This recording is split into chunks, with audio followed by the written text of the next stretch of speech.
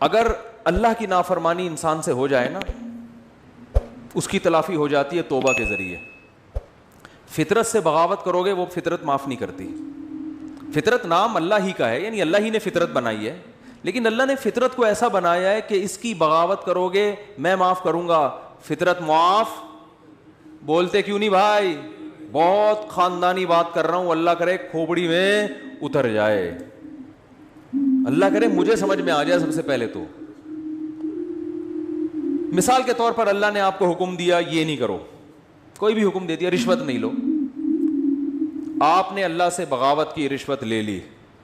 کسی مفتی عالم کے پاس جاؤ گے، بھائی مجھ سے گناہ ہو گیا میں کیا کروں، وہ اس کی تلافی کا طریقہ بتائے گا. یار جس سے لیے اس کو واپس کر دو، وہ نہیں مل رہا تو اس کی طرف سے صدقہ کر لو، خود غریب ہو تو خود رکھ لو، پھر توبہ کر لو آئندہ نہیں لوں گا. اللہ کی طرف سے گارنٹی ہے جو تم سے غلطی ہوئی تھی اللہ کیا کر دے گا؟ معاف. بشرطے کہ یہ نہ ہو کہ یہ نیت نہ ہو کہ چلو وہ والی تو لے لی تھی بہت اچھا ہو گیا، ٹھیک ہے نا بھائی، ندامت بھی ہو کہ میں نے غلط کیا، بد نظری ہو گئی، کچھ بھی ہو گیا، قتل بھی ہو گیا، اس کی بھی تلافی ہے اسلام میں. جان جان کر یہ سوچ کے قتل کرنا کہ میں توبہ کر لوں گا، یہ تو ٹھیک نہیں ہے. ایک مثال ہے، کسی سے ہو گیا بھی توبہ کا دروازہ کھلا ہے، اس کا بھی حل ہے. لیکن فطرت سے جب بغاوت کرتا ہے نا انسان، یہ دینداروں کی بات کر رہا ہوں، ایک بڑا معاشرے میں فالٹ آ گیا ہے، وہ فطرت سے بغاوت پہ اتر آتے ہیں. فطرت اور نیچر سے جب لڑو گے نا تو اللہ نے نیچر کو ایسا بنایا ہے کہ نیچر معاف بولتے کیوں نہیں بھائی؟ نہیں کرتی، وہ نہیں معاف کرتی. مثال کے طور پر آپ نے حرام کھا لیا. کیا کھا لیا آپ نے؟ چوری، کسی کے مرغی رکھی ہوئی تھی یا مرغی گھوم رہی تھی، چوری کر کے بسم اللہ اللہ اوپر پڑھ کے ذبح کیا، آپ نے کھا لی. حرام کھا لیا نا آپ نے. مرغی کھانا کیا ہے؟ حرام ہے نا. چوری کی مرغی ویسے تو حلال ہے، حرام کھا لیا، اس کی تلافی ہو جائے گی، ٹھیک ہے نا. اللہ نہ کرے خنزیر کھا لیا کسی نے، اس کی تلافی ہو جائے گی. بھائی توبہ استغفار کرو، اب کھا لیا تو آئندہ نہ کھاؤ، گڑ گڑاؤ، جتنا بڑا گناہ ہوگا اتنا زیادہ گڑ گڑاؤ. لیکن آپ نے زہر پی لیا. یہ جو زہر آپ نے پیا ہے نا، اور پیا بھی جان کے نہیں ہے، آپ سمجھے کہ اس بوتل میں زمزم رکھا ہوا ہے، حالانکہ کیا رکھا ہوا تھا؟ زہر. پہلا گناہ جان کر کیا، توبہ سے تلافی ہوگی. دوسرا گناہ بھی نہیں ہے، کیا بھی بھولے سے، غلطی سے، لیکن وہ زہر ہے، اس کی تلافی نہیں ہوگی، کیونکہ اللہ کی نافرمانی نہیں ہے. یہ کس کی بغاوت ہو رہی ہے؟ فطرت کی. فطرت تو یہ بھی نہیں دیکھتی کہ تو جان کے غلط کر رہا ہے یا غلطی سے غلط کر رہا ہے. آپ جب زہر آنتوں میں اترے گا، جتنی مرضی توبہ کر لو، اے اللہ آئندہ میں جب بھی بوتل کا ڈھکن کھولوں گا 100 دفعہ سونگوں گا، پہلے کسی کو ٹیسٹ کراؤں گا، اس کے بعد میں پیوں گا، اس دفعہ معاف کر دے، میری آنتیں نہ گلیں، اس دفعہ معاف کر دے، آئندہ نہیں کروں گا. لاکھوں میں کروڑوں میں کوئی ایک معجزہ ہو جائے تو ایک الگ بات ہے، لیکن اللہ کا قانون یہ ہے کہ بھائی معاف تو میں نے کر دیا، تو نے بے احتیاطی کی، لیکن جو زہر ہے نا وہ معاف نہیں کرے گا، وہ تیری آنتوں کو گلائے گا اور تو مرے گا. نہیں آ رہی میرا خیال ہے بات سمجھ میں؟ بہت مشکل ہے. دیندار آدمی پتہ ہے کیا کرتا ہے؟ جو فطرت نے اصول، قدرت اللہ نے اصول، فطرت بھی اللہ نے بنا، زہر میں اللہ نے خاصیت رکھی نا کہ آنتوں کو گلائے گا. آگ میں جلانے کی خاصیت کس نے رکھی ہے؟ اللہ نے. آپ کا پاؤں پھسل گیا، لوگ کہہ رہے ہیں یار یہاں احتیاط سے جاؤ، نیچے آگ جل رہی ہے، پاؤں پھسل سکتا ہے. آپ نے کہا بھائی میں بڑا فنٹر ہوں، کچھ نہیں ہوتا ہے یار، میں گیا اور پھسل کے آگ میں گر گئے. یہ گناہ کیا نا آپ نے کہ احتیاط. اب آگ میں جیسے ہی گرے آپ نے اللہ سے معافی مانگی، اللہ مجھے معاف کر دے، میں نے بے احتیاطی کی. بے احتیاطی بھی ایک جرم ہے، اللہ فوراً کیا کر دے گا؟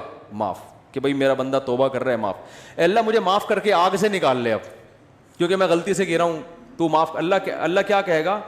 ونس اپون اے ٹائم، ایک دفعہ ایسا ہوا تھا، ابراہیم آگ میں گئے تھے، میں نے بچا لیا تھا.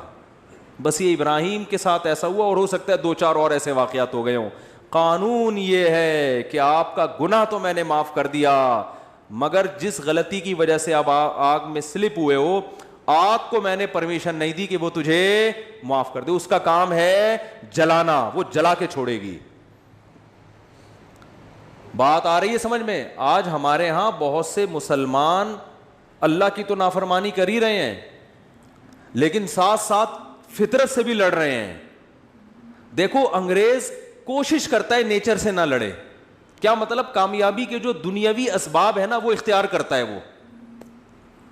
تبھی کامیابی جو دنیا کے لحاظ سے جس کو وہ کامیابی سمجھتے ہیں وہ کامیاب ہوتے چلے جا رہے ہیں, کیونکہ اللہ کا قانون ہے کہ بھئی کوئی کافر بھی اگر اسباب اختیار کرے گا نا, جس چیز کا جو سبب میں نے رکھا ہے. دیکھو اس کی ایک مثال دیتا ہوں. آپ بے احتیاطی کر رہے ہو, آپ بھی آگ میں گر گئے اور کافر بھی گر گیا بے احتیاطی سے, تو آگ یہ نہیں دیکھے گی کہ یہ چونکہ کلمہ پڑھنے والے اس کو بچا لو, وہ کافر ہے اس کو کیا کر دو, جلا لو. یہ آگ یہ نہیں دیکھے گی. اسی طرح آپ مسلمان تھے, آپ نے بے احتیاطی کی اور کافر نے اس راستے کو اختیار نہیں کیا, تو اب آگ یہ نہیں دیکھے گی کہ وہ کافر ہے تو احتیاط کر رہا ہے پھر بھی جلاؤ اس کو. نا نا نا نا نا, بلکہ آگ اس کو اس تک نہیں پہنچے گی, آگ وہ بچ جائے گا. دنیا کی آگ کی بات کر رہا ہوں. تو دنیا میں اللہ تعالیٰ نے کامیابی اور ناکامی کو کس کے ساتھ جوڑ دیا ہے؟ اسباب کے ساتھ. جو جس چیز کا سبب ہے نا وہاں تک پہنچنے کے لیے وہ سبب آپ کو اختیار کرنا پڑے گا. اس سبب کو اختیار کیے بغیر وظیفے, دعائیں اور آشیرواد لے لینا, کسی سے جا کے سر پہ ہاتھ پھیر دیں گے حضرت جی تو میری شادی ہو جائے گی, نہیں ہوگی شادی آپ کی. کیونکہ سب سے بڑا مسئلہ آج کل یہی بنا ہوا ہے نا, تو اس لیے مثال ذہن میں آ جاتی ہے. آج ایک صاحب آئے میرے پاس ملنے کے لیے, مفتی صاحب میں 40 سال کا ہو گیا, میری شادی نہیں ہو رہی. میں نے کہا کیوں نہیں ہو رہی؟ کہہ رہے ہیں یار میں پتہ نہیں, میرا مائنڈ ہی اس کے لیے تیار نہیں ہوتا, تو میرے لیے دعا کر دیں کہ میری شادی ہو جائے. میں نے کہا تو کر ہی نہیں رہی, کر ہی نہیں رہا, تو میں یہ دعا کر دیتا ہوں آپ کا مائنڈ بن جائے. تو میں نے کہا بنانے کی کوشش کرو گے تو بنے گا نا. تو بہت بڑا مسئلہ ہمارے ساتھ یہ ہے کہ صحت کے معاملے میں بھی, پڑھائی کے معاملے میں بھی, اور بزنس کے معاملات میں بھی, دین کے معاملات میں بھی. دین میں بھی تو یہ ہے نا کہ جنت کے اسباب اختیار کرو گے تو کہاں جاؤ گے؟ جنت میں. تو اس میں بھی جنت کے اسباب بھی اختیار کرنے کے لیے تیار بولو نہیں ہے. جنت کے اسباب ہے گناہ چھوڑو, گناہ نہیں چھوڑتے, اور پتہ نہیں ایران توران کیا کچھ کر لیں گے, وظیفے پڑھ لیں گے, 5 لاکھ دفعہ آیت الکریمہ پڑھ لی, فلاں نے پڑھ لی, یہ کر لیا, وہ کر لیا, اور فلاں کو کھانا کھلا دیا. بھائی جنت میں جانے کا سب سے پہلا سبب کیا ہے؟ کہ جس چیز کو اللہ نے حرام کہہ دیا اس سے آپ کو بچنا ہے. گناہ چھوڑنا ضروری ہے. اپنے عقیدے کو توحید کے بغیر جنت میں نہیں جا سکتے. کتنے اچھے بن جاؤ, شرک پر اگر ہے. دیکھو جیسے دنیا کا کے اسباب ہوتے ہیں نا, کہ جب تک محنت نہیں کرو گے, صحت کی کوشش نہیں کرو گے تو صحت بنتی نہیں ہے. یہ تھوڑی کہ اٹرم پٹرم جو مرضی کھاتے رہو اور آپ پھر بھی صحت مند, ایسا نہیں ہوتا. یہ جو لوگ کہتے ہیں نا فلاں سب کچھ کھا جاتا ہے پھر بھی ٹھیک ہے, ایسا نہیں ہے. ایک وقت اس کو بھی بریک لگانی پڑتی ہے, اس کو روکنا پڑتا ہے اپنے آپ کو. اور جو پھر بھی کچھ نہیں ہو رہا ہے اس کا مطلب ایک ہی دفعہ میں ہونے والا ہے, اس کو ایک ہی دفعہ میں پھٹ جائے گا بیٹھا بیٹھا. کیونکہ جو کچھ ہوتا رہے نا تو انسان پھر بھی تھوڑا سا احتیاط سے چلتا ہے. اس کا مطلب ایک ہی دفعہ میں اس کا کچھ ہونے والا ہے, ٹائٹ طریقے سے دھماکے کے ساتھ پھٹے گا. گرنیڈ ایک ہی دفعہ پھٹتا ہے اور کلاشن کوف سے گولیاں مسلسل چلتی رہتی ہیں, ٹھیک ہے نا. گرنیڈ کیا ہوتا ہے؟ ایک ہی دفعہ پھٹتا ہے, بس وہ دوبارہ چلنے کے قابل نہیں رہتا. تو آخرت میں جانے کا سبب بھی ہے, تو وہ سبب اختیار کیے بغیر ہم انگریز کو کہتے ہیں نا دنیا میں کامیاب ہے مگر آخرت میں نہیں ہے. کیوں نہیں بھائی؟ تم آخرت کا سبب اختیار کرتے ہی نہیں ہو. آخرت میں جانے کے اسباب کیا ہیں؟ عقیدہ توحید ہے, رسالت ہے. پھر جو اللہ نے جس کو حلال کیا اس کو حلال سمجھو, جس کو حرام کہا اس کو حرام سمجھو. پھر لوگ ہم سے لڑتے ہیں کہ یہ سائنسدان کیوں جنت میں نہیں جائیں گے, انہوں نے تو اتنے نیک کام کیے. او بھائی جنت میں جانے کے لیے تھوڑی کیے انہوں نے, دنیا کے لیے کیے ہیں. تو دنیا آج ان لوگوں کو بڑے اچھے القاب سے یاد رکھتی ہے, یار اس نے بلب ایجاد کیا. اب بلب کے رشتہ داروں کو گالیاں دینا الگ بات ہے, لیکن بلب بنانے والے کو گالیاں کوئی بھی نہیں دیتا. پاکستانی قوم بلب کے رشتہ داروں کو گالیاں دیتی ہے, لیکن بلب بنانے والے کو الحمدللہ گالیاں نہیں دیتی, اور دینا بھی نہیں چاہیے گالیاں. بھائی اس نے ہم پر احسان کیا, بلب بنایا, تو احسان کا بدلہ اس کو دنیا میں مل گیا. اس نے کون سا صدقہ جاریہ کے لیے آخرت کے لیے بنایا تھا؟ تو جو دنیا میں کر رہے ہیں دنیا کے لیے کر رہے ہیں, آخرت میں کوئی حصہ نہیں. اللہ نے بتا دیا تم نے آخرت کے لیے کیا ہی نہیں ہے, کیونکہ تمہارا تو آخرت پر ایمان ہی نہیں ہے. تو اس لیے بات خوب یاد رکھو, صحت کا مسئلہ ہو, گھر میں بچوں کی تربیت کا مسئلہ ہو, پیسے کمانے کا مسئلہ ہو, صحیح ہے نا, جب تک محنت نہیں کرو گے, قانون اللہ کا یہ ہے کہ کخ بھی ہاتھ میں نہیں آئے گا, کخ بھی نہیں آئے گا.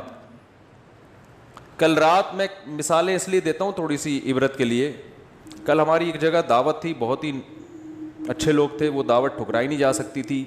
کھانا کھایا ہم نے 11 بجے رات, اور وہ انہوں نے اتنا کچھ بنایا ہوا تھا, وہ بھی باقاعدہ آرڈر پہ کھایا ہے ہم نے. ابھی میں کیا بس وہ سن بھی رہے ہوں گے نا بیان. کھایا. اب 11 بجے جب آپ کھاؤ کے سو گئے تو آپ کی صحت ٹھیک ہو سکتی ہے؟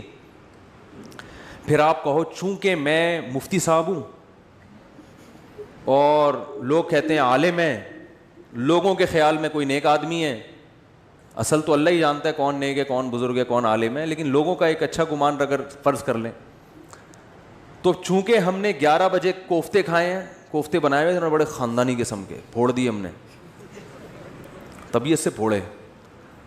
اچھا وہ تو میں ان سے کہہ رہا تھا کہ مولانا طارق جمیل صاحب تو رات کو کھانا کھاتے ہی نہیں ہے نا,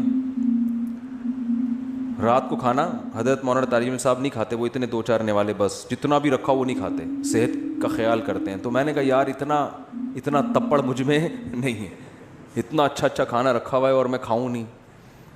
تو وہ کہنے لگے, میں نے کہا ہم نے اس کا ایک آلٹرنیٹ تلاش کیا ہوا ہے, کھائیں گے طبیعت سے. تو ہم نے پھوڑا. اب جب پھوڑا ہے تو ظاہر ہے اس پھوڑے ہوئے کو نکالنا بھی تو ہے نا تو اس کا حل پھر ہم, میرے ساتھ ایک ہمارے دوست تھے وہ کافی وزنی ہیں, میں نے کہا بیٹا اب میں تو نہیں سو سکتا ایسے, میں تو نہیں سو سکتا, یہ تو خودکشی ہے. تو میں نے کہا جب تک یہ جتنی کیلوریز جمع ہوئی ہیں نا یہ برن نہیں ہوں گی نا میں نہیں سوؤں گا. انہوں نے کہا کیسے برن کرنا؟ میں نے کہا پیدل نکلو. تو ہم پھر نکل لیے پیدل, ٹھیک ٹھاک واک کی. پھر ہمارے ایک دوست کا جم ہے یہاں چلا گیا, پھر وہ جو مشین ہوتی ہے نا بھاگنے والی اس پہ بھاگا. میں نے دیکھا, میں نے اس سے پوچھا یار آدھا کلو کڑھائی میں کتنی کیلوریز, میں نے آدھا کلو کڑھائی نہیں کھائی لیکن اس سے ویسے ہی پوچھا ہے کتنی کیلوریز ہوتی ہیں. اس نے کہا کہ پتہ نہیں 100 ہوتی ہیں. تو میں نے کہا جب تک 100 یہاں وہ مشین میں لکھا ہوا تھا نا, اتنا اس پہ میں چلا ہوں اور تیز واک کی ہے کہ جب وہ آئے نا کہ 100 کیلوریز آپ کی برن ہو گئی ہیں پھر ہم مشین سے اترے. ہم نے کہا اب ہمارے لیے سونا کیا ہو گیا ہے؟ بولو نا بھائی, حلال. یہ اتنے نیک ہم بھی نہیں ہیں کہ اتنا صحت کا خیال رکھیں. ونس اپون اے ٹائم ایک واقعہ اچھا آ گیا, ہم نے کہا پارسل کر دو. یہ کرنا پڑے گا آپ کے باپ کو بھی, ورنہ توند نکلے گی, ورنہ عجیب سے ہو جاؤ گے. زندگی ایسی بہاریں اور خوشیاں کیا ہو جائیں گی, ختم. وہ کڑھائیاں جو آپ کھا رہے, کوفتے جو کھا رہے ہو نا, آہستہ آہستہ جا کے مختلف جگہوں پہ سے نکلنا شروع ہوں گے. کبھی کوفتہ یہاں سے نکلے گا, ڈاکٹر کہیں گے ان کی رسولی نکل آئی. وہ رسولی نہیں ہے, وہ جو کوفتے آپ نے کھائے ہیں نا ان میں صرف ایک کوفتہ نکلا ہے ابھی تو باقی کیا ہے, باقی ہے. تو مختلف, ابھی تو تھوڑے دنوں میں آپ خود کوفتہ بن جاؤ گے. اور پھر کیا کرتے, صحت ٹھیک نہیں ہے, گھٹنوں میں درد, یورک ایسڈ بڑھا ہوا ہے, یہ ہوا ہوا ہے. پھر آتے ہیں کہ جی وہ مفتی صاحب کوئی وظیفہ بتا دیں کہ فلاں بزرگ کے پاس چلے جاؤں. پھر وہ فلاں آستانے پہ ایک بڑے اولیاء اللہ بیٹھتے ہیں, آدمی ہے کہ لیکن اولیاء اللہ, اولیاء تو ولی کی جمع ہے بھائی, ولی اللہ ہوتا ہے اس کو لوگ کیا کہتے ہیں, اولیاء اللہ بیٹھتے ہیں. اولیاء اللہ تو بہت سارے ہول سیل کے حساب سے کہہ رہے ہیں. وہ فلاں آستانے میں ایک اولیاء اللہ بیٹھتے ہیں, وہ ایسا دم کرتے ہیں بھائی, ان کے پاس جاؤ, ایسا تعویذ ہے. ابے تو کھا کیا رہا ہے, تو کمبخت, تو تعویذوں میں نہائے گا بھی نا کک بھی نہیں ہوگا. اللہ کا قانون ہے بھائی, قانون ہے کہ جتنا کھا رہے ہو نا اس کا وہ یوٹیلائز ہو گئی تو صحت صحیح رہے گی, نہیں ہو رہا تو پھٹ جاؤ گے دھماکے کے ساتھ. بچوں میں تو چلو گروتھ ہو رہی ہوتی ہے نا, اب 40 سال میں گروتھ تھوڑی ہوگی آپ کی, اب تو فیٹ بڑھے گا, اب تو پھوڑے نکلیں گے, وہ کوفتے نکلیں گے مختلف جگہوں سے, آپ کے کولیسٹرول بڑھے گا 10. پھر بھی اگر مر جائے آدمی تو پھر اللہ نے مار دیا. اونٹ پہ بیٹھے ہوئے آدمی کو بھی کتا کاٹ لیتا ہے جب انسان کی لکھی ہوئی ہوتی ہے. لیکن پھر اس بیماری پر گناہ نہیں ملتا بلکہ درجات بلند ہوتے. ہمارے نبی صلی اللہ علیہ وسلم بھی بیمار ہوا کرتے تھے, بخار آیا کرتا تھا, اور آپ فرماتے تھے بخار مومن کے حق میں اللہ کی رحمت. لیکن آپ کو یہ بخار معاذ اللہ بد پرہیزی سے نہیں آتا تھا. سمجھ میں آ رہی ہے بات؟ ایک بیماری اللہ کی طرف سے ہوتی ہے, وہ آپ کی کوتاہیوں کی وجہ سے نہیں ہوتی. وہ بیماری اللہ کی رحمت ہے, اس میں گناہ معاف ہوتے ہیں. آج جو میجورٹی بیمار ہو رہی ہے وہ اللہ کی خوشی سے نہیں ہو رہی, وہ اپنی حرکتوں سے ہو رہی ہے, اور اس میں امیدیں لگا کے بیٹھے میں بہت ثواب ملے گا, میرے گردے فیل ہو گئے ہیں, مجھے بہت زیادہ کیا ملے گا, ثواب ملے گا, میرے گردے فیل ہو گئے. میں نے ایک صاحب کو کہا, میں نے کہا اپنا بی پی چیک کرا لیا کرو, آپ کے مجھے دماغ کی سیٹنگ کیا لگ رہی ہے, آؤٹ لگ رہی ہے. کبھی کبھار نا میں نے کہا چیک کرا لیا کرو, کیونکہ مجھے نہیں لگ رہا کہ آپ کا بی پی نارمل ہے. کہ ابے چیک ویک کرانے سے کچھ نہیں ہوتا, مجھے خود بتا رہے تھے ابے بی پی چیک کرانے سے, جب یہ تو انہی کو ہوتا ہے جو چیک کراتے ہیں, الٹا ہوتا ہی انہی کو ہے جو بار بار کیا کرتے ہیں. میں نے کہا کتنے بلڈ پریشر کے مریض ہیں ہمارے معاشرے میں, یا تو نہ ہوتا نا یہ, پھر خام خواہ میں وہمی بن کے بلا وجہ جا رہے ہو. وہی ہوا ان کے, پتہ نہیں کوئی رکھ پھٹ گئی ان کی, بی پی ہائی تھا پتہ ہی نہیں چلا ان کو. اور ایک صاحب کے ساتھ تو ایسا ہوا, ان کو بھی سمجھایا, ان کا تو انا للہ ہی ہو گیا, اللہ تعالیٰ مغفرت فرمائے. بہرحال وہی بات ہے, اللہ تو معاف کر دے گا اگر بعد والے اس کے لیے توبہ استغفار کرے, لیکن فطرت معاف نہیں کرتی. فطرت نے دماغ کی رگ بولو پاڑ دی. اتنا یہ نہیں دیکھا کہ بھئی یہ تو یہ جو آج کل بیماریاں چل رہی ہیں, بلڈ پریشر ہے. پھر اماں ماں باپ کی خدمت میں بھی سب سے بڑی خدمت یہ ان کی صحت کا خیال رکھو. اماں کے دیکھو کھا کیا رہی ہیں, ابا کو دیکھو ابا چھوڑ دو پراٹھے, ابا کے پاؤں پکڑو, ابا اس عمر میں پراٹھے سوٹ نہیں کرتے. اور اگر ابا نے پراٹھے کھائے ہیں تو ابا سے بہت محبت کے ساتھ واک کراؤ ان کو, کہ ابا مفتی صاحب اگر پٹھان ہوٹل کے پراٹھے کھا لیتے ہیں تو واک بھی کرتے ہیں, ٹھیک ہے نا. آپ نے مفتی صاحب کے بیان سنے کہ انہوں نے ہوٹل کے پراٹھے کھائے ہیں, تو ابا پھر وہ دیکھو پھر بھی اللہ کی طرف سے سب کچھ ہو سکتا ہے. بڑے بڑے صحت مند ہم نے دیکھے ہیں دھڑام سے نیچے گئے, تو وہ اللہ کی طرف سے ہے نا, وہ تو اللہ سے تو تھوڑی کوئی لڑ سکتا ہے. لیکن قانون یہی ہے, اور قانون کو فالو کرو گے تو 99% غالب یہی ہے کہ اللہ کی مدد آئے گی. حکیم محمد سعید صاحب جو ہے نا قانون کو فالو کرتے تھے, نیک آدمی تھے, کبھی تکبیر اولیٰ فوت نہیں ہوتی تھی ان کی. 68 ایئرز میں 68 سال میں ٹینس کھیلتے تھے, ایک ایک 2 گھنٹہ. آج کوئی کھیل سکتا ہے؟ 40 سال کا آدمی کمر پکڑ کے بیٹھ جائے گا, اس لیے کہ صحت کے اصولوں پر عمل. بھائی اتنے بجے کھانا ہے, یہ کھانا ہے, یہ نہیں کھانا. ایک حد تک تو سب کچھ چل جاتا ہے, اٹرم پٹرم برگر شرگر انڈے والا وہ والا ہی پھوڑ دیا, وہ اس کے بعد فطرت انتقام لینا شروع کرتی ہے. تو ہم کہتے ہیں نہیں جی اصل میں تو یہ انہی کو ہوتا ہے جو زیادہ احتیاط کرتے ہیں. آج ایک آدمی کہنے لگا کورونا انہی کو ہو رہا ہے جن کو جو زیادہ احتیاط کر رہے ہیں. میں نے کہا کتنے لوگوں پہ تحقیق کیا آپ نے؟ 2-4 ایسے ہوں گے جنہوں نے احتیاط کی پھر بھی ہو گیا, زیادہ تر وہی ہیں جو احتیاط نہیں کرتے ان کو ہو جاتا ہے. تو تحقیق جب کی جاتی ہے نا تو 2-4 آدمیوں کو دیکھ کے نہیں کی جاتی ہے, پوری رپورٹ آپ کے پاس ہو اس کے بعد تحقیق کا پتہ چلتا ہے. تو میرے بھائی مسلمان کے ساتھ بہت بڑا مسئلہ یہ ہے کہ وہ کامیابی کے اسباب اختیار نہیں کرتا. صرف ایک صحت کی مثال میں اس لیے دیتا ہوں کہ صحت کا ایشو تو ہر ایک کے ساتھ ہے نا بھائی. ہر آدمی تاجر تھوڑی ہے, بزنس مین تھوڑی ہے. کچھ ملازمت کرتے ہیں, کچھ تاجر میں ہیں, کچھ پڑھائی پڑھ رہے ہیں, کچھ کوئی اور کام کر رہے ہیں. لیکن صحت تو ایک ایسی چیز ہے جس سے ہر ایک کو محبت ہوتی ہے نا. تو اسی صحت کے معاملے میں اپنے حالات دیکھ لو, اسی صحت کے معاملے میں اپنے حالات دیکھ لو کہ جس کو اپنی صحت کی فکر نہیں ہے وہ باقی کام کیا ٹھیک کرے گا. آپ کہہ سکتے ہو ہمیں صحت کی فکر اس لیے نہیں ہے کہ ہمیں کوئی صحت بنانے کا زیادہ شوق ہی نہیں ہے. یہ 100% غلط ہے. اگر یہ بات درست ہوتی تو آپ بیمار ہو کے اتنا پریشان نہ ہوتے. پھر آپ کو شوگر ہو جاتی, آپ خوش ہوتے یار ہمیں کون سا صحت کیا ہو گئی, کوئی مسئلہ نہیں. ابے ایسی ٹینشن میں آتے ہیں یار یہ کیا ہو گیا, کڈنی فیل ہو گیا, تو آپ کہتے ہیں کوئی مسئلہ نہیں, کڈنی ہے نا, فیل ہو گیا تو کیا ہوا, دوسرا لگوا لیں گے, ادھار لے لیں گے 70 وہی سے کچھ دنوں کے لیے. لیکن آپ کتنی ٹینشن میں آتے ہو, اس کا مطلب آپ صحت پہ کمپرومائز کرنے کے لیے تیار نہیں تھے. آپ سستی, کاہلی اور معذرت کے ساتھ, بہت ہی معذرت کے ساتھ, پوستی پن کی وجہ سے ایسا ہو رہا ہے آپ کے ساتھ. پوستی پن سمجھتے ہیں؟ پوستی نہیں پتا, اتنا مشہور گالی ہے یار, کہتے ہیں پوستیوں کی طرح پڑا رہتا ہے, کہتے نہیں ہے. تو وہ یہ پوستی پنا ہے کہ پرواہ ہی نہیں ہے, نہ کھانے کا ہوش, کھائے جا رہے ہیں تو نان اسٹاپ کھائے جا رہے ہیں. ایک بندہ آیا, میں ڈاکٹر کے پاس بیٹھا ہوا تھا, اتنا گول موٹا ماشاءاللہ, ڈاکٹر کے پاس آیا, کہہ رہا ڈاکٹر صاحب میرا پیٹ بھی بڑھ گیا, وزن بھی بڑھ گیا ہے, میں چاہتا ہوں یہ وزن کم ہو جائے, لیکن اللہ کا واسطہ مجھے واکنگ کا مشورہ نہ دینا.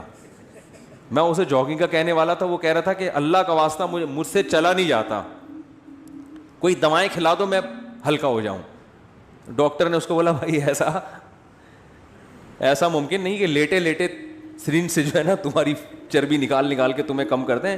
فٹ بال میں سے تو ہوا ایسے نکالی جا سکتی ہے, بندے میں سے ہوا نکالنا میرے بھائی آسان نہیں ہے. بندے کو اپنی ہوا خود ہی نکالنی پڑے گی, چلے بغیر یہ ممکن نہیں ہے. تو دیکھو ہارڈ ورکنگ, محنت, دماغی محنت بھی, جسمانی محنت بھی, جب تک اس سستی کو اپنے آپ سے دور نہیں کرو گے نہ اللہ کے ہاں کوئی مقام حاصل کر سکتے ہو اور نہ دنیا کے ہاں کوئی مقام حاصل کر سکتے ہو. اور اس میں یہ امیدیں, بے دین آدمی تو کہتا ہے چلو کہیں بھی مقام نہیں مل رہا کیا کریں, دیندار آدمی اس پہ دین کا لیبل لگا دیتا ہے. یہ ہے اصل چیز خطرناک جو میں بیان کرنا چاہتا ہوں. اگر کوئی اسباب اختیار کرتا ہے نا کامیابی کے, اس کو بیوقوف سمجھتے ہیں لوگ. علماء کے ساتھ دیکھ لو نا, علماء کے ساتھ گارڈ ہوتے ہیں, زیادہ تر علماء کے ساتھ جو مشہور ہیں نہیں ہوتے, ہوتے ہیں بولو نا. اور یاد رکھو یہ ذمہ داری جو خود عالم ہوتا ہے نا وہ اس سے بے پرواہ ہوتا ہے, وہ تو شہادت کی تمنا میں ہوتے ہیں. یہ ان کے ماتحتوں کا, مریدوں کا کام ہوتا ہے ان کو اس کی طرف توجہ دلانا کہ حضرت آپ کو ایسے چھوڑیں گے نہیں, گارڈ کے بغیر نہیں چھوڑیں گے ہم آپ کو. لیکن مسجدوں میں الٹا ہو رہا ہے, مرید الٹا کر رہے ہوتے ہیں. اگر ان کے پیر صاحب گارڈ اپنے خرچے میں بھی رکھ لینا تو مریدوں کو اعتراض ہو رہا تھا, یار پیر صاحب کو اللہ پہ توکل, بولو بھائی پیر صاحب کو تو اللہ پہ توکل ہی نہیں ہے. مفتی نظام الدین شہید ہو گئے, وہ تو گارڈ کی موجودگی میں شہید ہوئے. اس کا مطلب ہے کہ گارڈ ان کے ساتھ تھے مگر جتنی سیکیورٹی ہونی چاہیے تھی اتنی. دیکھو باطل لوگوں میں قتل بہت کم ہوتے ہیں لوگ, اہل باطل کے یہاں, اس لیے کہ وہ اللہ پہ توکل تو ہے ہی نہیں نا ان کے یہاں تو سب کچھ اسباب. آپ کو پتا ہے یہ جو ڈونلڈ ٹرمپ کی سیکیورٹی, کبھی یوٹیوب پہ سرچ کریں آپ حیران ہو جائیں گے. یہ سیکیورٹی اگر کوئی مسلمان سربراہ رکھ لے تو لوگ اس کو کیا تانا دیں گے, اللہ پہ توکل نہیں ہے. حالانکہ یہ تانا یہاں بنتا ہے ہی نہیں.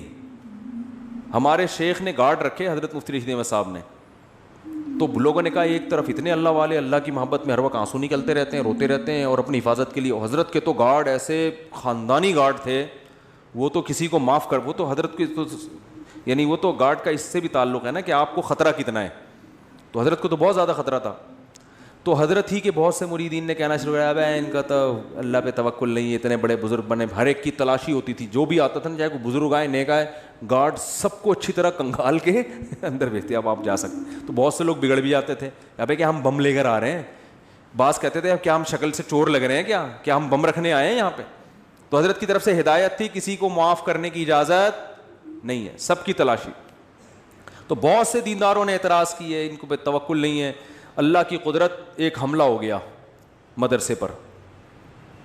یہ بات ہے 94-95 کی. ہم بھی مدرسے میں نیچے سو رہے تھے, کچھ دہشت گرد مدرسے میں گھسے. گارڈ نے بہادری کی ہے, وہ مورچے سے اتر کے اس نے چھلانگ لگائی, ریپیٹر سے پورا برس فائر کیا, پورا برس اس کے پیٹ میں. وہ تو وہیں شہید ہو گیا. لیکن اس کی بہادری سے فائدہ یہ ہوا کہ وہ جتنے دہشت گرد تھے وہ مدرسے کے اندر داخل نہیں ہو سکے. ورنہ آج میں یہاں ممبر پہ بیٹھ کے بیان نہیں کر رہا ہوتا, کیونکہ ان کا تو ہدف تھا گولیاں ہمارے اوپر سے گئی. ہم لیٹے ہوئے تھے, ہمارے اوپر سے گولیاں جا رہی تھیں, مسجد میں سو رہے تھے. تو جو دہشت گردوں نے کارروائی کی نا, ان کی گولیاں ہمارے اوپر سے گئی ہیں. تو جب ہم اٹھے ہیں تو وہ بھاگ چکے تھے, کیونکہ اس نے گارڈ نے ایسی بہادری دکھائی کہ وہ جان پہ کھیل گیا, خود تو شہید ہو گیا اور لیکن اس نے ان سب کو بھگا دیا. تو اس کے بعد وہ جو باتیں کرتے تھے نا الٹی, انہوں نے کہا یار اچھا ہوا انہوں نے گارڈ رکھے ہوئے تھے, ورنہ تو آج تو سارے ہی گئے تھے. تو حضرت کو اتنا غصہ آیا, حضرت نے فرمایا غنیمت ہے, سمجھ میں آ گیا, ایک بندے کو شہید کروا کے بات سمجھ میں آ گئی, لیکن شکر ہے. تو حضرت فرماتے تھے یہ کون سی عقل مندی ہے کہ ایک بندہ کو شہید کروانے کے بعد بات سمجھ میں آئے. عقل مندی تو یہ ہے کہ کام سے پہلے بات سمجھ میں آ جائے. پھر حضرت نے فرمایا, حضرت مولانا یوسف دہلوی شہید رحمۃ اللہ علیہ, اتنے بڑے بزرگ, اتنے بڑے عالم, ان کی محنتیں ہوتی ہیں, پوری جوانی علم حاصل کیا ہوتا ہے, اتنی یہ ایسی شخصیتیں غیروں کے پاس ہوتی نا تو آپ دیکھو وہ کتنی قدر کرتے ہیں ان کی. گورا اپنے سائنسدانوں کی کتنی قدر کرتا ہے. گورے کو پتا ہو کہ یہ ہمارا قیمتی سرمایہ ہے. اچھا مجھے ایک بات بتاؤ, آرمی کا کوئی بہت بڑا آفیسر ایسے ہی سول ڈریس میں ایسے ہی گھوم رہا ہو اور کوئی گارڈ وارڈ نہ ہو, آرمی چھوڑے گی اس کو؟ آرمی بولے گی بھائی تم پہ خرچہ ہوا ہے, تم اگر شہید ہو گئے نا تم تو جنت میں جاؤ گے, ہماری ایسی کی تیسی ہو جائے گی, ہم نے ٹریننگ کی ہے, لاکھوں روپے خرچ کیے ہیں. ایک آرمی کے آفیسر آئے تھے ملنے کے لیے, وہ پتہ نہیں SSG کمانڈو تھے کیا تھے, تو ہمارے دوست نے مجھے بھی انوائٹ کر لیا, اس نے ان کی دعوت کی تھی, مجھے بھی انوائٹ کیا, تو وہ پائے وائے پکے تھے وہ نہیں کھا رہے تھے, کوئی پائے تھے یا کیا کوئی ایسی خوراک تھی جو فل آف کولیسٹرول ہوتی ہے, تو وہ نہیں کھا رہے تھے. تو ہمارے دوست نے ان سے پوچھا آپ کی, انہوں نے کہا یار ہماری ٹریننگ پہ صحت پہ اتنے لاکھوں روپے خرچ ہوئے ہیں, میں پائے کھا کے حکومت کا وہ پیسہ ضائع نہیں کرنا چاہتا. میں کھانے پینے میں احتیاط, یا تو پہلے کھانا کھا چکے تھے, ڈبل کھانا تھا, کیا تھا, مجھے تو واقعے کا اصل مغز یاد رہ جاتا ہے, پوری تفصیل یاد نہیں رہتی. تو میں نے کہا بندہ خاندانی ہے. بندہ کیا ہے؟ حکومت کے پیسے سب نہیں ہے خاندانی, ہر طرح کے لوگ ہوتے ہیں, فوج میں بھی ہر جگہ, تو کھا بھی رہے ہوتے ہیں کہ آ جاؤ, حکومت کا پیسہ ہے نا, پھر تو ڈبل کھانا ہے. ٹھیک ہے نا. اچھے بھی ہوتے ہیں, ہر طرح ہر طبقے میں اچھے برے سب طرح کے لوگ ہوتے ہیں. تو وہ بڑے خاندانی تھے, بریگیڈیئر کے رینک کے آدمی تھے, انہوں نے کہا میں نہیں کھاؤں گا, اتنا خرچہ تھی, بڑی ٹائٹ خاندانی قسم کی فٹنس. تو یہ انسان کے عقل مند ہونے کی علامت ہوتی ہے, کوئی سیکیورٹی کا انتظام نہیں. تو یہ ہمارے دینداروں میں ایک بہت بڑا فالٹ ہے, وہ اس کو توکل سمجھتے ہیں, حالانکہ یہ توکل نہیں ہے. قرآن نے کیوں کہا ادعوا لہم ما استطعتم من قوہ, قوت اختیار کرو, الا ان القوۃ الرمی, آپ نے فرمایا قوت سے مراد تیر اندازی ہے, تیر اندازی سیکھو. تو خلافت عثمانیہ جو قائم ہوئی ہے, محمد بن فاتح نے دنیا کی سب سے بڑی توپ بنوائی اپنے سائنسدانوں سے, اس کے بعد اس قلعے پہ حملہ کیا ہے. اس کو پتا تھا یہ غلیلوں سے فتح ہونے والا نہیں ہے, نہیں ٹوٹیں گی. بہت دنیا کی سب سے بڑی توپ اس وقت کی بنائی تھی اس نے کہا اس کے بعد حملہ ہوگا تو ہٹو بچوں ہوگا کام. تو یہ اسباب کے ساتھ اللہ نے دنیا کو جوڑ دیا ہے. ہاں مسلمان اسباب اختیار کرتا ہے, نظر اسباب پہ نہیں رکھتا. اسے وہ بہاری بھائی کا مقولہ ہر وقت یاد رہتا ہے کہ اگر انسان کی شامت آتی ہے تو اونٹ پہ بیٹھے ہوئے آدمی کو بھی کتا کاٹ لیتا. ہمارے ایک دوست بہاری تھے, باتیں بڑی کرتے تھے, تو وہ کہتے تھے کہ دیکھو جب انسان کی شامت آتی ہے تو اونٹ پہ بیٹھے ہوئے آدمی کو بھی کتا, حالانکہ کتے کے لیے وہاں جانا آسان کام نہیں ہے, کنوینس کا مسئلہ ہے بھائی, اس کو تو پوری رینٹ پہ گاڑی لینی پڑے گی. تو جب موت آتی ہے تو کتا کاٹ لیتا ہے. تو جب آنی ہوتی ہے میرے بھائی تو پھر تو 20 گارڈ بھی ہوں, گارڈ ہی دشمن بن کے مار دیتا ہے. جب آنی ہوتی ہے تو آپ صحت کا جتنا مرضی خیال کرو, ایک چھوٹا سا وائرس آپ کی ناک میں داخل ہو کر آپ کی ایسی کی تیسی کر دیتا ہے. ایک کینسر کے اسپیشلسٹ تھے, انہوں نے بتایا کہ بعض دفعہ ایک ایسے آدمی کو کینسر ہوتا ہے جس کے کینسر ہونے کا دور کا امکان نہیں ہوتا. میڈیکل سائنس حیران ہوتی ہے اس آدمی کو کینسر ہو کیسے گیا. تو اللہ سے تو نہیں لڑ سکتے, لیکن عام طور پہ ایسا ہوتا نہیں ہے. عام طور پر قانون یہی ہے کہ جو حفاظت کرے گا اس کی حفاظت ہوگی, جو صحت کا خیال کرے گا اس کی صحت ٹھیک رہے گی, جو پیسہ کمانے کے لیے محنت کرے گا اللہ اس کو پیسہ دے گا, جو پڑھائی پہ محنت کرے گا آگے نکلے گا. ایسے ایسے پاکستانی یا یو ایس اے یو کے میں جنہوں نے, یہاں بلوچ ایک لڑکا بھی, اس کی معلومات مجھے ہوئی, میں انشاءاللہ پوری ڈیٹیل لے کے آپ کو اس کے بارے میں انشاءاللہ بتاؤں گا, کہ بلوچستان میں پیدا ہوا, اردو بھی نہیں آتی تھی. اس نے ایک عزم بنایا کہ یار میں نے یہاں تک پہنچنا ہے, اور آج امریکہ میں بیٹھا ہوا ہے. وہ امریکن گورنمنٹ اس کو بڑا پروٹوکول دے رہی ہے, اتنی ترقی کی اس نے. تو بیٹھے بیٹھے مکھنچوؤں کی طرح یہ والا وظیفہ پڑھ لو, وہ والا وظیفہ پڑھ لو, فلاں کی سر پہ ہاتھ رکھوا لو, استخارہ نکالو. استخارہ سب سے آخری حل مسلمان کے پاس کیا ہے؟ استخارہ نکالو. اگر استخارے میں یہ نکلا ہے تو اس کا مطلب تم اب A1 گریڈ سے پاس ہو جاؤ. استخارے میں یہ نکل آیا, گئے کام سے. خواب میں نیلا آ گیا, یہ ہو گیا, پیلا آ گیا, یہ ہو گیا, گلابی آ گیا, یہ ہو گیا. خوابوں کی دنیا سے ٹھیک ہے, خواب بھی نبوت کا ایک حصہ ہے, تو پہلے اپنی ذمہ داری پوری کر لو, پھر اچھا خواب آ جائے تو چلو اللہ کی طرف سے بھی تسلی مل رہی ہے. وہ ایک خاتون کا واقعہ میں سناتا ہوں نا, مجھے کہنے لگی میرے بھائی کا انتقال ہو گیا, مجھے خواب آیا کہ وہ اچھی حالت میں ہے. میں نے کہا چلے اللہ سے امید کی جا سکتی ہے. کہنے لگی بہت نیک تھا, اتنا نیک مفتی صاحب کیا بتاؤں. اچھا, میں نے کہا ماشاء اللہ. میں نے کہا نماز پڑھتے کہ نہیں؟ نماز تو کبھی نہیں پڑھی بیچارے نے. میں نے کہا پھر تو واقعی بہت نیک تھا. اور میں نے کہا یہ خواب پہ پھر بھروسہ نہ کریں, یہ اپنا تخیل بھی ہو سکتا ہے. بعض دفعہ آپ کے ذہن میں ایک شخص نیک ہوتا ہے تو وہ خوابوں میں اچھا ہی آ رہا ہوتا ہے. جس کو جس سے نفرت ہوتی ہے نا خواب میں, وہ چڑیل کی شکل میں آتا ہے. حقیقت ہے, کبھی ساس کو بہو خواب میں اچھی کنڈیشن میں نظر نہیں آئی ہوگی, اور کسی بہو کو آج تک ساس خواب میں سفید کپڑوں میں نظر نہیں آئی ہوگی. آپ تجزیہ کر کے دیکھ لیں, کوئی ایسی مارکیٹ میں بہو نہیں ملے گی جو کہے مجھے میری خواب میں میری ساس آئی اور سفید لباس میں خوشبو کے عطر میں ڈوبی ہوئی. کبھی ہوتا ہے؟ ساس ہمیشہ نندے, ساس جٹھانیاں. میں جب پہلے فون سنا کرتا تھا ایسے فون بہت آتے تھے. خاتون نے کہا میری جٹھانی مجھے سانپ کی شکل میں نظر آئی ہے, اس خواب کی تعبیر بتا دیں. اب بیچاری جن لوگوں کو گھریلو ماحول نہیں پتہ ہوتا نا، جن علماء کو وہ تعبیریں بتاتے ہیں کہ تمہاری جٹھانی سے بچ کے رہو، مجھے پتہ ہوتا ہے اس کی جٹھانی بیچاری بے قصور ہے، اس کا قصور صرف یہ ہے کہ وہ اس کی جٹھانی ہے اس جٹھانی ہونے کی جو سزا ہے اس کو مل رہی ہے. تو میں نے کہا محترمہ، جٹھانیاں خواب میں سانپوں کی شکل میں ہی آیا کرتی ہیں، ساسیں بھی، جٹھانیاں بھی، نندے بھی، یہ رشتے ہی ایسے ہیں، یہ سانپ بچھو کی طرح کیا کرتے ہیں، ڈستے ہیں. تو اس کو خواب کو اگنور کر دیں، آپ کی جٹھانی انشاءاللہ آپ کو کچھ بھی نہیں کرے گی، بے فکر رہیں آپ. وہ کہتی نہیں اس کی تعبیر، میں کہ تعبیر ہے ہی نہیں تو کہاں سے بتا دوں میں اس کی، بلا وجہ تعبیر، بلا وجہ. تو مسلمانوں کو خوابوں کی دنیا سے میرے بھائی، استخاروں کی دنیا سے نکلنا پڑے گا. استخارہ جو سنت ہے وہ یہ نہیں ہے جو آپ کر رہے ہیں، وہ یہ ہے کہ کام پورا، ذمہ داری پوری کی، اسباب مکمل اختیار کیے، پھر اللہ کی مدد کو شامل کرنے کے لیے استخارہ کر لیا، اللہ جو بہتر ہے مقدر کر دے، کیونکہ ہوتا اللہ سے ہی ہے. ہمارا یہی ایمان ہے بھائی، ہماری محنتوں میں جان ڈالنے والا کون ہے؟ اللہ ہے. اور بچانے پر آئے گا تو آگ میں بھی بچا سکتا ہے، جیسے ابراہیم علیہ السلام کو بچایا اس نے. لیکن اس بیس پر ہم آگ میں چھلانگ لگانے کی ہمت نہیں کر سکتے کہ اللہ نے ابراہیم علیہ السلام کو بچا لیا تھا تو ہم بھی بچا لے گا. یا اس بیس پر ہم بے احتیاطی کریں. اب دیکھو خواتین بے احتیاطی کرتی ہیں، جو گھروں میں مچھروں کے لیے وہ رکھتی ہیں نا، کوائل جلاتی ہیں. میں نے خود ایک گھر میں آگ لگتے ہوئے دیکھی ہے. گھر کا سربراہ منع کرتا تھا کہ یہ کوائل جو ہے نا دور رکھا کرو آگ. اس نے مجھے خود بتایا واقعہ، کہہ رہا میں اپنے گھر والوں کو منع کرتا تھا کہ بھائی یہ کوائل دور رکھا کرو، اس سے آگ لگ سکتی ہے، سردیوں کا مہینہ ہے، رضائی وہ کہہ رہے ہیں گھر والے ماں وہ بھائی اتنی دور رکھی ہوئی ہے، لحاف وہاں تک نہیں پہنچ سکتا، اس طرح کے. حالانکہ سوتے میں کچھ بھی ہو سکتا ہے، لحاف کھسک کے وہاں تک جا سکتا ہے. رسک کتنا بڑا ہے، اگر چلا گیا تو کیا ہوگا؟ نہیں جی، گھر میں آگ لگ گئی. اس سوتے ہوئے میں بچے نے کہیں لحاف اٹھا کے پھینکا ہوگا، اس کو گرمی لگ رہی ہوگی، کیا ہوگا؟ روئی میں ذرا سی آگ لگی ہے، ہوتے ہوتے ہوتے پورا کمرہ آگ سے بھر گیا. خیر بچ گئے وہ، الحمدللہ مرے نہیں، بھاگ گئے. لیکن یہ نبی صلی اللہ علیہ وسلم نے کیا فرمایا کہ رات کو چراغ گل کر کے سو، چراغ بجھا کے سو. فَإِنَّ الْفُوَيْسِقَةَ تَضْرِمُ النَّارَ عَلَىٰ أَهْلِهَا. کس قدر احتیاط ہے، صحیح حدیث ہے.